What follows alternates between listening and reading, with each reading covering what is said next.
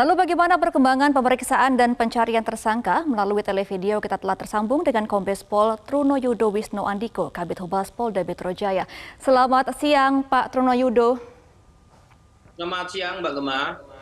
Ya Pak Yudo, hingga saat ini sudah ada berapa tersangka yang ditahan oleh polisi dan apakah pihak kepolisian sudah mengetahui posisi dari DPO ini?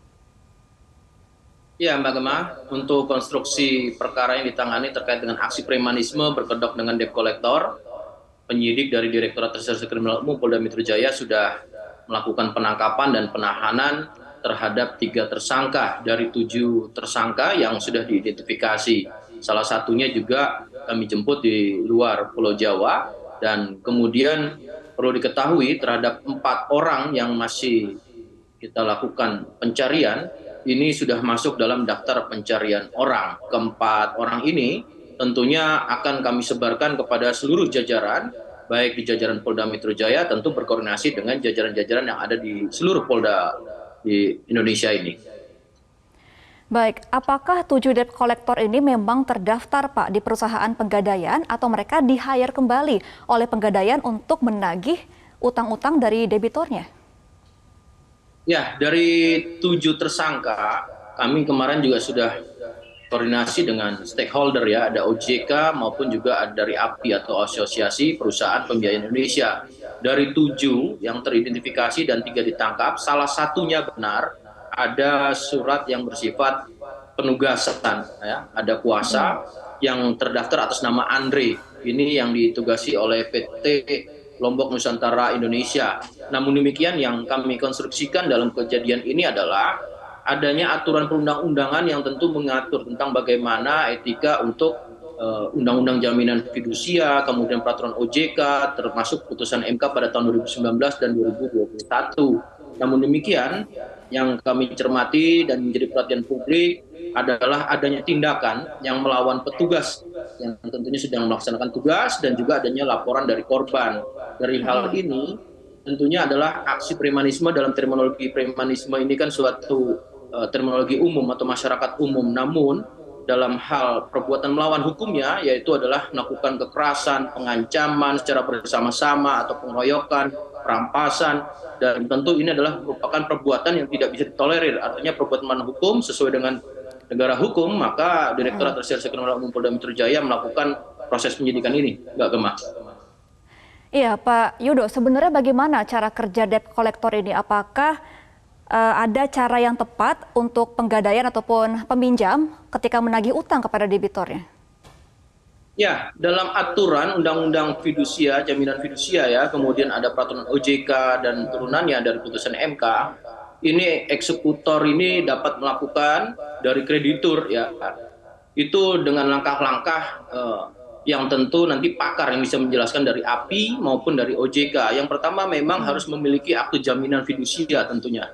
Kemudian juga ada bukti debitur, cedera janji, dan pada catatan ini tidak dilakukan dengan perampasan ataupun pemaksaan ataupun perbuatan melawan hukum yang selama ini juga meresahkan masyarakat. Tentu apabila ini tidak terjadi kesepakatan atau sukarela, maka tentunya juga bisa menggunakan eksternal dalam jaminan eksekusi fidusia. Dalam peraturan MK diatur, namun demikian harus ada penetapan pengadilan. Artinya, jika hal ini tidak ada, maka kreditur harus mengajukan penetapan pengadilan, dan kemudian apabila pihak eksekutor tidak mengikuti aturan ini, tidak boleh memaksa ya, maka ini adalah perbuatan melawan hukum, Mbak Gemma. Oke, berarti penagihan memang harusnya melalui jalur hukum terlebih dahulu ya Pak, bukan dengan cara kasar atau premanisme. Nah, sejauh ini pihak kepolisian selain menggandeng OJK, menggandeng stakeholder siapa lagi Pak? API dari Asosiasi Perusahaan Pembiayaan Indonesia, tentunya ini yang tahu tentang regulasi, ya, aturan, dan ini sudah ditetapkan sehingga para eksekutor ini ada aturan-aturan. Jadi tidak dengan perbuatan-perbuatan melawan hukum dengan memaksa, merampas, ataupun juga, dan harus ada surat tugas, harus ada surat kuasa, harus ada sertifikat yang dikeluarkan oleh API. Ini banyak aturannya, Mbak Gemma. Jadi tidak serta-merta yang meresahkan masyarakat. Saat ini kan kita rasakan begitu banyaknya keresahan masyarakat sehingga menimbulkan situasi yang tidak kondusif, atau kita bisa katakan adalah fear of crime yang selama ini meresahkan masyarakat, Mbak Gemma. Oke, Pak Yudo, langkah ke depan untuk memberikan rasa aman kepada masyarakat saat berhubungan dengan debt collector ataupun dengan kreditor ke depannya. Ya, tentunya Bapak Kapolda Metro Jaya selalu menggelorakan terkait dengan program Guyup RW. Guyup RW ini adalah betapa pentingnya rukun warga, para ketua rukun warga ini. Ya, di sana ada program satu polisi RW. Artinya juga ada 3 pilar.